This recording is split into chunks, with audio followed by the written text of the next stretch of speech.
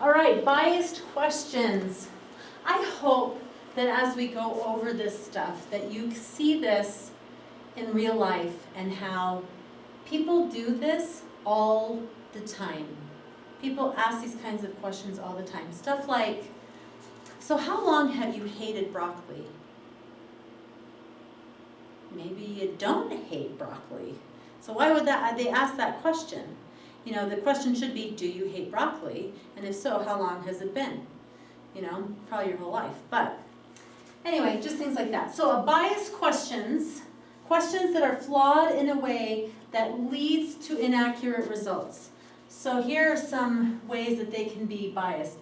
They encourage a particular response, and we'll look at an example here in a minute. Do not provide enough information to give an accurate opinion. Okay, so I don't really know an example off the top of my head, but you can probably think of something like that. Like asking if they like a certain candidate, and maybe you don't know much about that candidate, so it's hard to make a decision based on some of the information.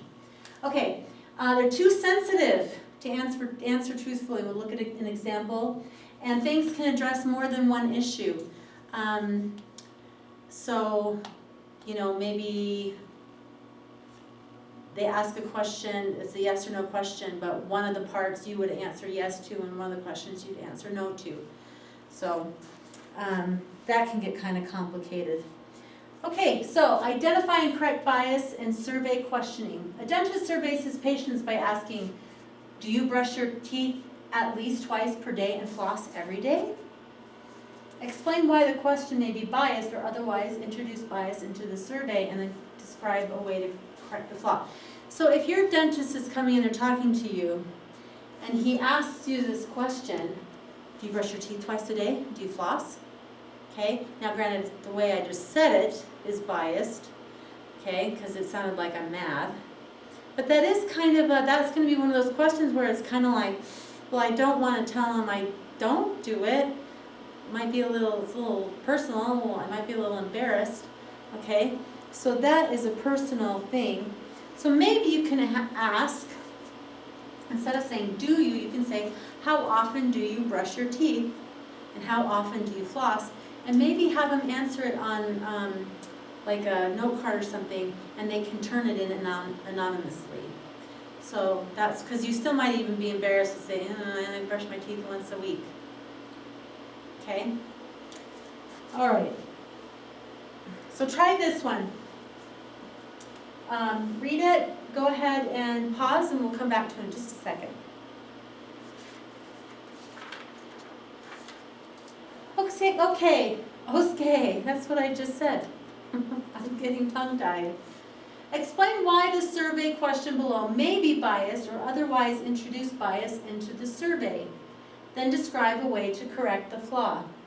Okay, do you agree that our school cafeteria should switch to a healthier menu? How are you going to answer that question?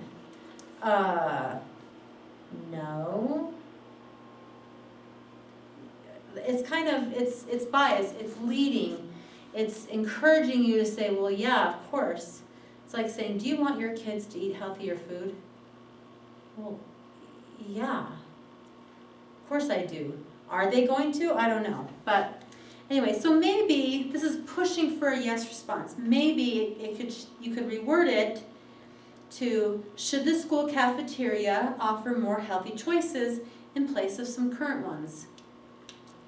So that at least also gives them the information that based on this, should switch to a healthier menu. It means that the other menu is going away, so that they understand that. Okay, I've had this homework online for a little while. Hopefully you've seen it. A lot of you have done it already, which I think is fantastic, but here it is.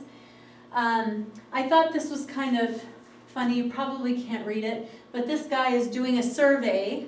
And he's asking this man, he says, if the election were held today, would you A, vote against Republicans, B, throw the corrupt evil bums out, or C, banish the GOP to everlasting scorn and ridicule?